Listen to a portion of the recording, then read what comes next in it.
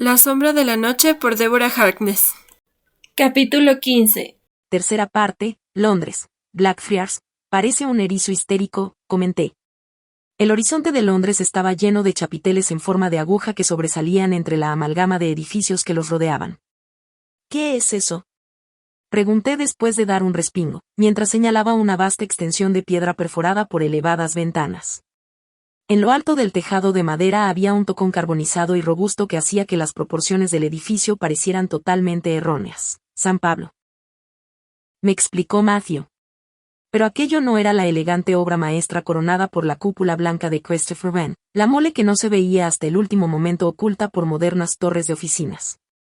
La antigua San Pablo, encaramada sobre la colina más alta de Londres, se veía entera. Un rayo alcanzó el chapitel y la madera del tejado ardió. Los ingleses creen que fue un milagro que no se quemara la totalidad de la catedral, hasta los cimientos. No es de extrañar que los franceses crean que la mano del Señor tuvo algo que ver con dicho suceso, comentó Gayot Glass, que se había reunido con nosotros en Dover. Había requisado un bote en Southwark y ahora nos llevaba remando río arriba. No importa cuando mostrar a Dios sus verdaderos colores, Él no les ha proporcionado el dinero para la reparación, y la reina tampoco. Matthew centraba su atención en los embarcaderos de las orillas y tenía la mano derecha posada sobre la empuñadura de su espada. Nunca me había imaginado que la vieja catedral de San Pablo fuera tan grande. Me pellizqué de nuevo. Lo había estado haciendo desde que había visto la torre. Esta también parecía enorme sin todos aquellos rascacielos alrededor, y el puente de Londres, que hacía las veces de mercado colgante. Desde nuestra llegada al pasado, había visto y oído muchas cosas que me habían impresionado, pero lo que de verdad me dejó sin habla fueron las primeras imágenes de Londres. Seguro que no quieres atracar primero en la ciudad. Gayot Glass.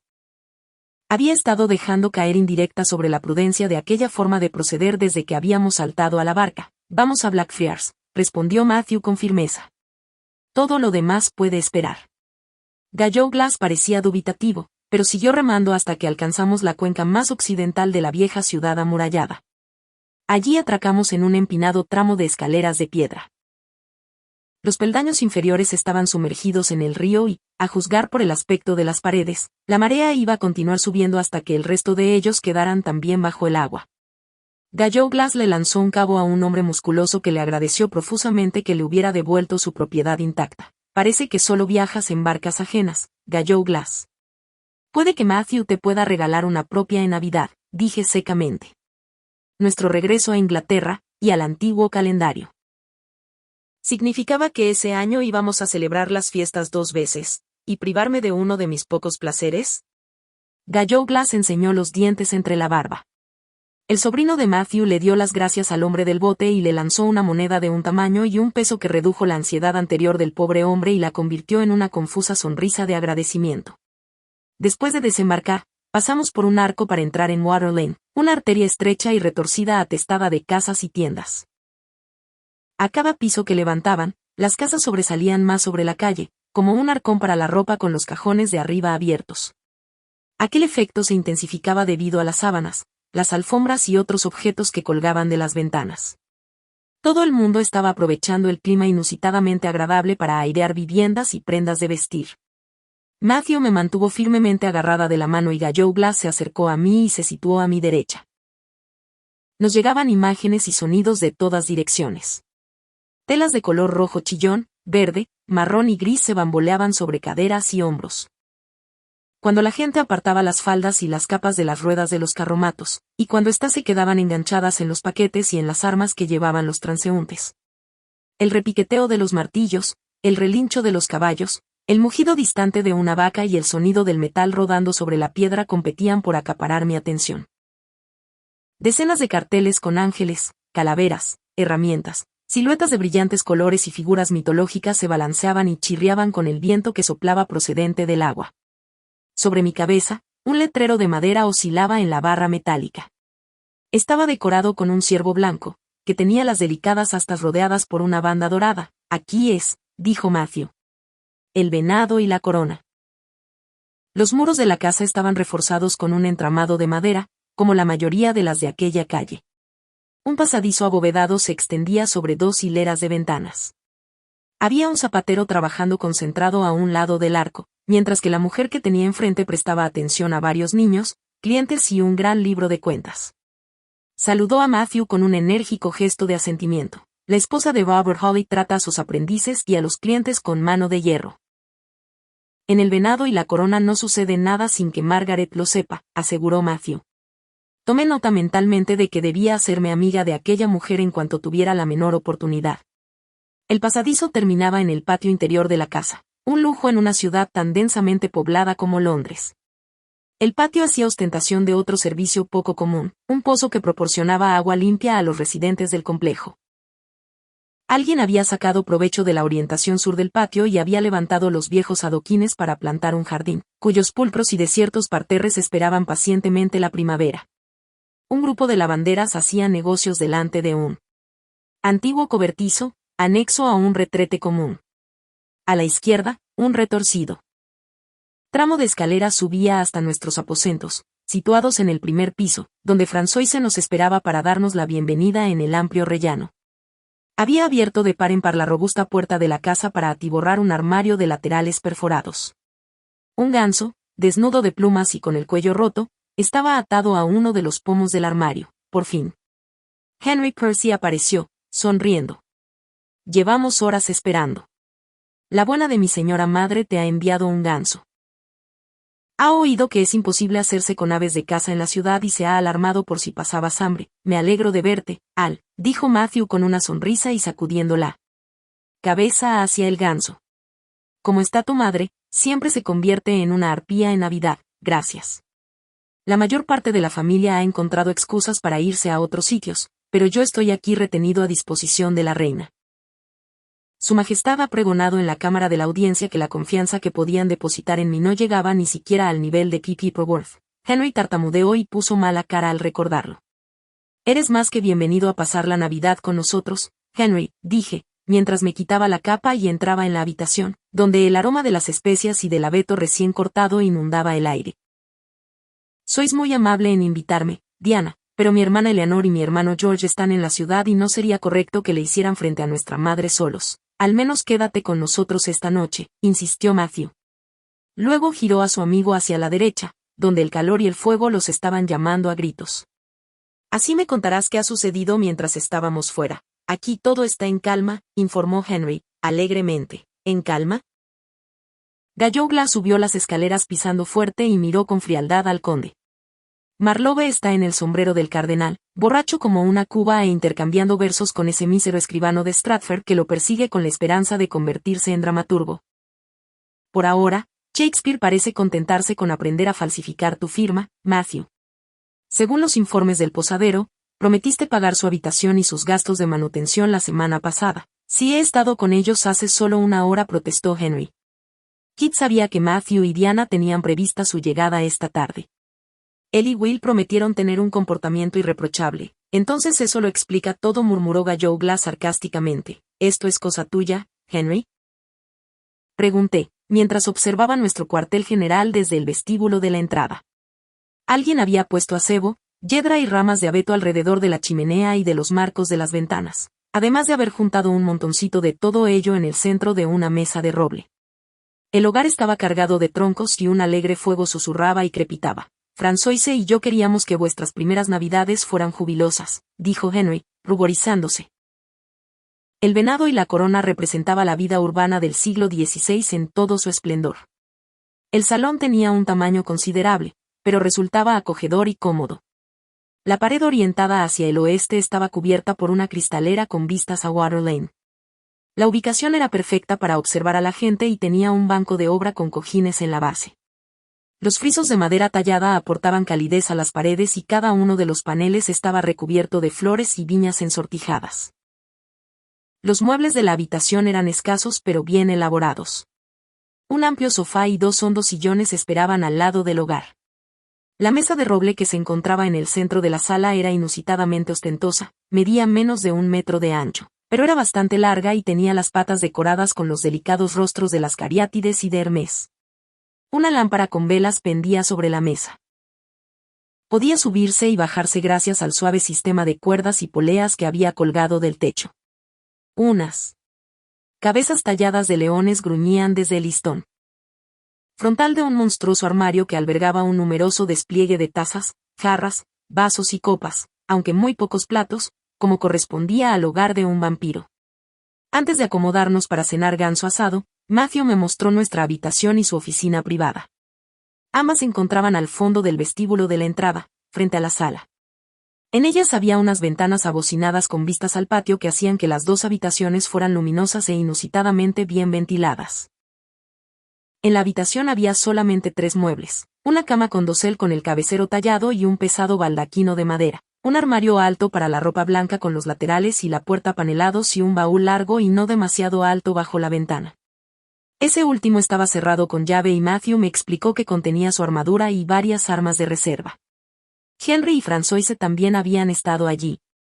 La hiedra trepaba por los postes de la cama y habían atado ramitos de acebo en el cabecero.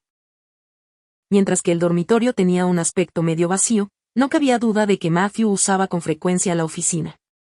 En ella había papeleras, bolsas y jarras de cerveza llenas de plumas, tinteros, suficiente cera como para hacer varias docenas de velas, ovillos de bramante y tal cantidad de correo a la espera que el corazón me dio un vuelco con solo pensarlo.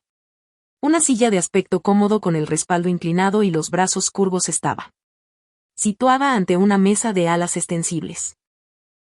Salvo por las robustas patas de la mesa, con sus bulbosas tallas en forma de taza, todo lo demás era sencillo y práctico. Aunque yo me había puesto pálida al ver los montones de trabajo que lo esperaban, a Matthew no le preocupaba. Todo puede esperar. Ni siquiera los espías hacen negocios en Nochebuena, me dijo. Durante la cena hablamos más sobre las últimas proezas de Walter y el sorprendente estado del tráfico en Londres y nos mantuvimos alejados de temas más serios, como la última borrachera de Kit y el ambicioso William Shakespeare. Cuando retiraron los platos, Matthew separó de la pared una pequeña mesa de juego. Sacó un mazo de cartas del compartimento que había bajo el tablero de la mesa y empezó a enseñarme a jugar al estilo isabelino. Henry acababa de convencer a Matthew y a Gallo Glass para jugar al Flapdragon, un alarmante juego que consistía en prenderles fuego a varias pasas en un plato de brandy y apostar a quién sería capaz de tragarse el mayor número de ellas. Cuando nos llegó desde la calle el sonido de gente entonando villancicos, al otro lado de las ventanas. No cantaban todos en la misma clave y aquellos que no sabían la letra intercalaban escandalosos detalles sobre la vida personal de José y María. Aquí, milord, dijo Pierre, empujando una bolsa de monedas hacia Matthew. ¿Tenemos pasteles?, le preguntó Matthew a Françoise. Ella la miró como si hubiera perdido la cabeza. Por supuesto que tenemos pasteles. Están en el nuevo armario para la comida que hay en el rellano, para que el olor no incomode a nadie, dijo Françoise, señalando hacia las escaleras. El año pasado les disteis vino, pero no creo que les haga falta esta noche. Yo iré contigo, Matt, dijo Henry, presentándose voluntario. Me gusta escuchar una buena canción en Nochebuena. La aparición de Matthew y Henry abajo fue acompañada por un evidente incremento del volumen del coro. Cuando los cantantes de villancicos finalizaron la canción de forma un tanto despareja, Matthew les dio las gracias y repartió unas monedas. Henry distribuyó los pasteles, lo que dio lugar a innumerables reverencias y a algunos murmullos de «Gracias, milord», cuando se corrió la voz de que se trataba del conde de Northumberland. Los cantantes se fueron a otra casa, siguiendo algún misterioso orden de preferencia que esperaban que les asegurara los mejores refrigerios y aguinaldos. Pronto no fui capaz de seguir ahogando mis bostezos y Henry y Gallo Glass comenzaron a reunir sus guantes y capas. Ambos sonreían, como casamenteros satisfechos mientras iban hacia la puerta. Matthew se reunió conmigo en la cama y me abrazó hasta que me quedé dormida, susurrando villancicos y nombrando las numerosas campanas de la ciudad mientras daban la hora. Esa es de Santa María le Vau, dijo, escuchando los sonidos de la ciudad. ¿Y esa, de Santa Catalina de Crey, esa es la de San Pablo?, pregunté mientras sonaba un prolongado clarín. No. El incendio que acabó con la torre del campanario destruyó también las campanas. Es San Salvador. Pasamos por allí de camino a la ciudad. El resto de las iglesias de Londres siguieron el ritmo de la catedral de Southwark. Finalmente, una rezagada terminó con un tañido discordante, el último sonido que oí antes de que me venciera el sueño. En medio de la noche, me despertó una conversación procedente del estudio de Matthew. Palpé la cama, pero él ya no estaba a mi lado. Las cintas de cuero que sostenían el colchón chirriaron y se estiraron cuando salté al frío suelo. Me estremecí. y me cubrí con un chal, antes de abandonar la habitación. A juzgar por los charquitos de cera que había en los candelabros planos, Matthew debía de llevar horas trabajando. Pierre estaba con él, de pie al lado de las estanterías construidas en un hueco al lado de la chimenea. Parecía que lo hubieran arrastrado de espaldas por el lodo del Támesis en marea baja. He recorrido la ciudad con Gallo Glass y sus amigos irlandeses, murmuró Pierre.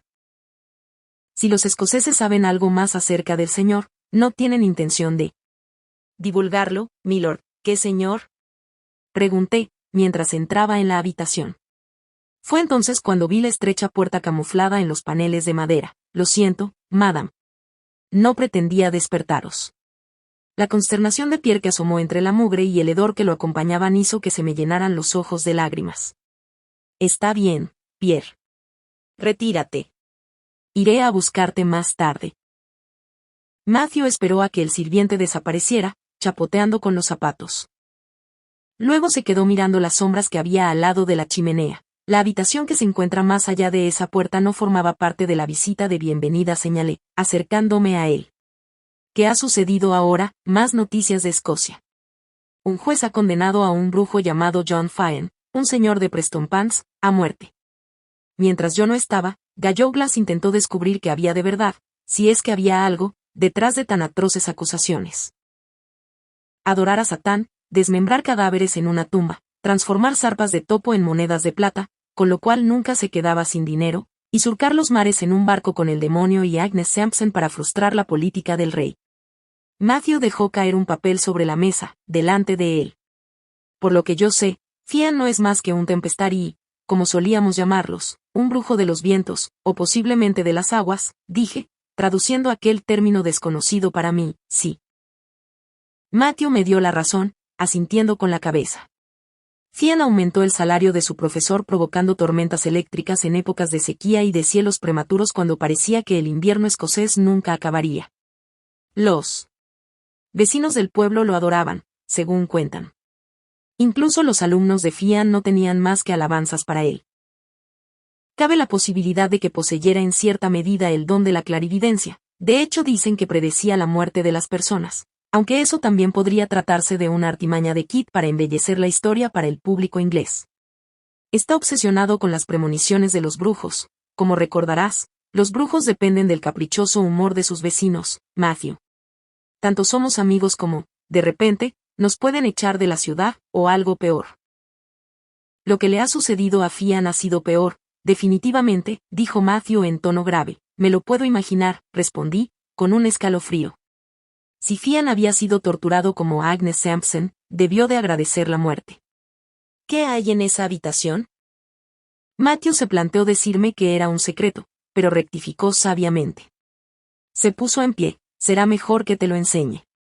Mantente a mi lado. Aún no ha amanecido y no podemos llevar una vela al cuarto por temor a que alguien la vea desde fuera. No. Quiero que tropieces. Asentí en silencio y lo cogí de la mano. Cruzamos el umbral y entramos en una larga sala con una hilera de ventanas ligeramente más anchas que saeteras incrustadas bajo los aleros. Al cabo de unos instantes, se me acostumbró la vista y unas siluetas grises empezaron a surgir en la penumbra. Había un par de viejas sillas de jardín hechas de ramitas de sauce entretejidas, situadas una enfrente de la otra, con los respaldos curvados hacia adelante. En el centro del cuarto se veían dos filas de bancos bajos y maltrechos. Cada uno de ellos albergaba una extraña variedad de objetos, libros, papeles, cartas, sombreros y ropa. Algo metálico brilló en el lado derecho. Eran espadas con la empuñadura hacia arriba y la punta hacia abajo. Un montón de dagas reposaban en el suelo, cerca de ellas. También se oyeron un arañazo y unos pasos apresurados. Ratas. El tono de Matthew era de indiferencia, pero no pude evitar recoger el camisón y apretarlo contra las piernas. Pierre y yo hacemos lo que podemos, pero es imposible librarse de ellas por completo. Todo este papel les parece irresistible. Señaló hacia arriba y advertí por primera vez los extraños festones que había en las paredes. Me acerqué con sigilo y observé las guirnaldas. Todas ellas pendían de una cuerda delgada y retorcida sujeta al yeso con un clavo de cabeza cuadrada. A su vez, la cuerda se introducía en la esquina superior izquierda de una serie de documentos. El nudo que había al final de la cuerda retrocedía hacia arriba y giraba alrededor del mismo clavo, creando una corona de papel. Uno de los primeros archivadores del mundo. Dices que guardo demasiados secretos, dijo Matthew en voz baja, al tiempo que extendía el brazo y cogía una de las. Puedes añadir estos a tus cálculos, pero sí hay miles. Seguro que ni un vampiro de 1500 años podía poseer tantos. Así es, afirmó Matthew. Me observó mientras mis ojos barrían la habitación para asimilar todo el archivo que guardaba. Recordamos lo que otras criaturas quieren olvidar y eso hace posible que los caballeros de San Lázaro amparemos a aquellos que están bajo nuestra protección. Algunos de los secretos se remontan a la época del reinado del abuelo de la reina. La mayoría de los archivos más antiguos ya han sido trasladados a Sept Tours para que estén a buen recaudo. Tantas estelas de papel, murmuré, y todas ellas acaban regresando a ti y a los de Clermont. La habitación se desvaneció hasta que solo pude ver los remolinos y las espirales de las palabras que se desenrollaban en filamentos largos y entrelazados. Formaban un mapa de conexiones que unían temas, autores, fechas. Había algo que necesitaba entender sobre aquellas líneas entrecruzadas. Llevo rebuscando entre estos papeles desde que te quedaste dormida, intentando encontrar alguna referencia a Fian. Creía que habría alguna mención a él aquí, dijo Matthew, guiándome de vuelta al estudio, algo que pudiera explicar por qué sus vecinos se pusieron en su contra. Tiene que haber un patrón que explique por qué los humanos se están comportando de esa forma. Si lo encuentras, a mis compañeros historiadores les encantaría conocerlo. Pero el hecho de entender el caso de Fian no garantiza que puedas evitar que me suceda a mí lo mismo. El músculo que vibró en la mandíbula de Matthew me hizo saber que mis palabras habían dado en el clavo. Y estoy segura de que nunca antes habías profundizado tanto en la materia. Ya no soy aquel hombre que volvía la espalda a tanto sufrimiento, y no quiero volver a convertirme en él. Matthew retiró la silla y se desplomó sobre ella. Tiene que haber algo que pueda hacer. Lo estreché entre mis brazos. Incluso sentado, Matthew era tan alto que su coronilla me llegaba a la caja torácica. Se acurrucó contra mí. Se quedó quieto y luego se apartó poco a poco con los ojos fijos en mi abdomen. Diana. ¿Estás? Se interrumpió. Embarazada. Eso creía, dije con naturalidad. Mi periodo es irregular desde lo de Juliet, así que no estaba segura. Vomité en el camino de Calais a Dover, pero la mar estaba encrespada y el pescado que comimos antes de partir no era muy de fiar, desde luego. Continuó mirándome fijamente el vientre. Yo seguí parloteando, nerviosa. Mi profesora de salud del instituto tenía razón. Es cierto que te puedes quedar embarazada la primera vez que practicas sexo con un tío. Había hecho cálculos y estaba casi segura de que la concepción había tenido lugar durante el fin de semana de la boda. Pero él continuaba en silencio. Di algo, Matthew, es imposible. Parecía asombrado. Todo lo que nos concierne es imposible. Bajé una mano temblorosa al vientre. Matthew entrelazó los dedos con los míos y finalmente me miró a los ojos. Me sorprendió lo que vi en ellos, asombro, orgullo y una pizca de pánico. Entonces, sonrió. ¿Fue un gesto de felicidad absoluta, y si no se me da bien ser madre? Pregunté con inseguridad. Tú ya has sido padre. Sabrás qué hacer. Vas a ser una madre maravillosa, respondió al instante. Lo único que los niños necesitan es amor, un adulto que se haga responsable de ellos y un lugar blando donde aterrizar. Me aseguró Matthew, moviendo nuestras manos entrelazadas sobre mi vientre en una dulce caricia. Nos encargaremos de las dos primeras juntos. La última dependerá de ti. ¿Cómo te encuentras? Físicamente, un poco cansada y mareada. Emocionalmente, no sé por dónde empezar. Inspiré entrecortadamente. Es normal estar asustada, de mal humor y sensible, todo al mismo tiempo, sí, y entusiasmada y ansiosa y también muerta de miedo, dijo en voz baja. Sé que es ridículo, pero me sigue preocupando que mi magia pueda hacer daño al bebé, aunque miles de brujas dan a luz cada año. Pero no están casadas con vampiros. Esta no es una concepción normal, dijo Matthew, leyéndome la mente. Aún así, no creo que tengas por qué preocuparte. Se le ensombreció la mirada. Prácticamente, pude ver cómo añadía una preocupación más a la lista. No quiero contárselo a nadie. Todavía no, dije, pensando en la habitación de al lado. Podrías añadir a tu vida un secreto más, al menos temporalmente, desde luego, respondió Matthew de inmediato. El embarazo no se te notará hasta dentro de varios meses. Pero Françoise y Pierre lo sabrán pronto por tu olor, si no lo saben ya, y también Hancock y Gallo Glass. Por fortuna, los vampiros no suelen hacer preguntas personales. Me reí en voz baja. Al parecer voy a ser yo la que revele nuestro secreto.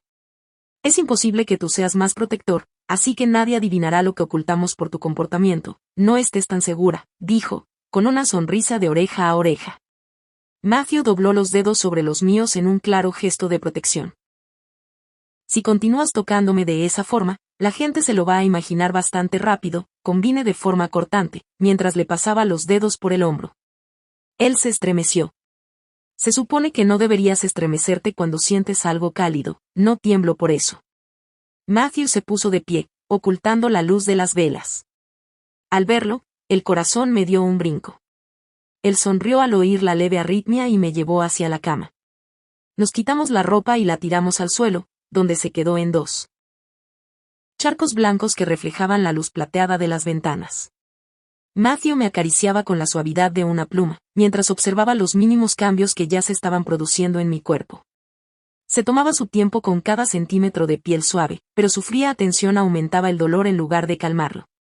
Cada beso era tan enrevesado y complejo como nuestro sentimiento sobre el hecho de compartir un hijo. Al mismo tiempo, las palabras que susurraba en la oscuridad me animaban a centrarme únicamente en él. Cuando ya no podía aguantar más. Matthew se introdujo dentro de mí, con movimientos pausados y suaves, como su beso. Arqueé la espalda para intentar aumentar el contacto entre nosotros y Matthew se detuvo. Al curvar la columna, él se quedó a las puertas de mi útero. Y en ese breve y eterno momento, padre, madre e hijo estuvieron lo más cerca que tres criaturas podrían estar jamás. Todo mi corazón, toda mi vida, prometió, moviéndose dentro de mí. Yo grité y Matthew me abrazó hasta que dejé de temblar. Entonces empezó a descender por mi cuerpo besándome, empezando por mi tercer ojo de bruja y continuando con los labios, la garganta, la clavícula, el plexo solar, el ombligo y, por fin, el abdomen. Bajó la vista hacia mí, sacudió la cabeza y me dedicó una sonrisa infantil. Hemos hecho un hijo, dijo, estupefacto. Así es, corroboré, respondiendo con otra sonrisa. Matthew deslizó los hombros entre mis muslos y los separó. Con un brazo enroscado en una de mis rodillas y el otro entretejido alrededor de la cadera opuesta para poder posar la mano sobre el pulso que allí se notaba. Posó la cabeza sobre mi vientre como si de una almohada se tratara y dejó escapar un suspiro de satisfacción. Finalmente tranquilo, escuchó el suave zumbido de la sangre que ahora alimentaba a nuestro hijo. Cuando la oyó, giró la cabeza para que nuestras miradas se encontraran. Esbozó una sonrisa radiante y franca y regresó a su vigilia. En la oscuridad iluminada con velas de la mañana de Navidad, noté la serena fuerza que surge al compartir nuestro amor con otra criatura.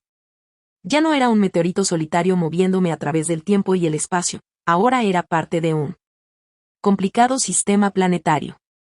Tenía que aprender a mantener mi propio centro de gravedad mientras otros cuerpos mayores y más poderosos que yo me arrastraban de aquí para allá.